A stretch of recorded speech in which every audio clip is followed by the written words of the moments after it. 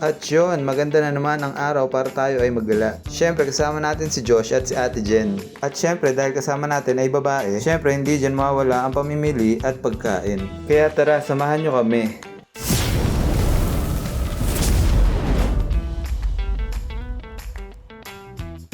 From Moila, bumiyahe lang kami ng mga 15 minutes papuntang City Center, Sharjah. At after nga ng 15 minutes, nakarating din kami sa aming pupuntahan. At yung 15 minutes na biyahe namin, bigla kaming nakaramdam ng gutom. Kaya dumaretso agad kami sa malapit na kainan. Dahil hapon na rin to at hindi pa kami nagtatanghalian. At sakto, nagkikrave daw sila sa Jollibee kaya dito na lang din kami kumain. At yan nga, winelcome kami ni Jollibee at pinapasok sa kanyang store. Maya-maya nga lang, pumili na kami ng aming o-orderin at para makakain na rin kami.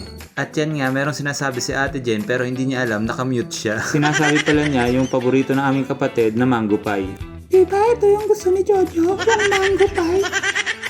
At sa gilid naman may tinuturo naman si Josh na mga bansa kung saan merong Jollibee. Syempre, Philippines, Saudi, Las Vegas, Hong Kong, Singapore at Vietnam. At marami pang bansa.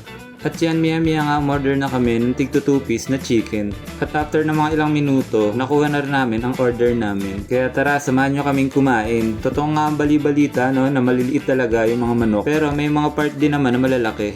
Kaya ano pang iniintay? Tara, kain tayo. I-taste test na natin ang Jollibee ng Dubai. Sa totoo lang, hindi rin nagkakalayo ang lasa ng Jollibee ng Pilipinas sa ibang lugar or sa ibang bansa dahil ang mga ginagamit na sangkap dito or ricado ay magkakatulad lang at premix kung tawagin. May isang company na gumagawa ng mga breading, sauces at kung ano-ano pa para pag-deliver sa mga store ay hindi magkakaiba ang lasa. Oo nga pala, kaya may konti akong knowledge tungkol sa Jollibee kasi nagtrabaho din ako bilang stockman. Ako yung nasa backstore, ako ang nagre-receive ng mga items and deliveries. At ako rin ang nagsusupply sa kitchen ng mga kailangan nila. At syempre, ang pag-i-inventory. Mabalik nga tayo dito sa kinakain namin. Iba talaga pag sinabi mong Jollibee, iba yung crispiness at juiciness na talagang tumatatak at hinahanap ng mga customers. Kaya talaga namang binabalik-balikan. At pagtapos nga namin kumain, dumaretso kami sa mga bilihan ng mga bags. Ang isa pang cravings ng mga babae. At dito natin makikita ang iba't ibang klase ng bags at wallets.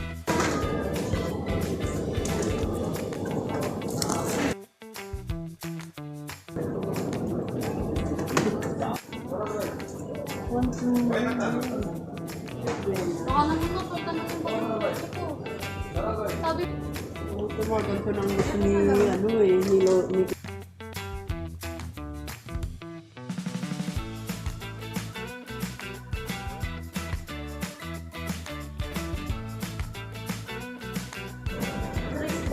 Miss Bella, ito yung bag ko.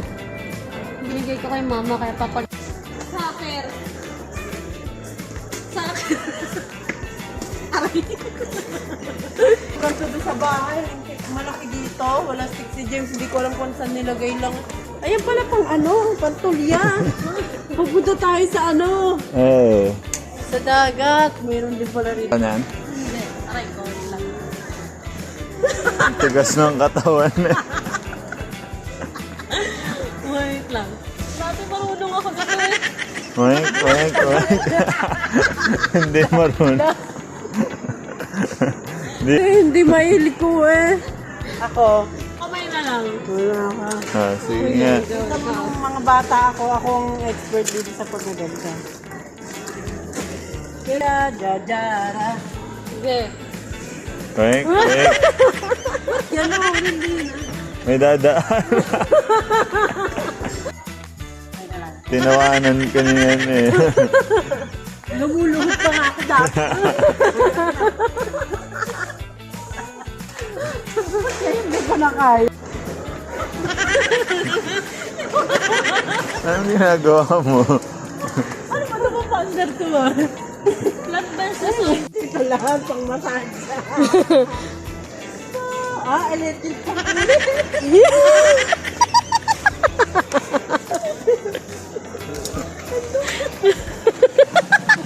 Kuhang-kuha ko.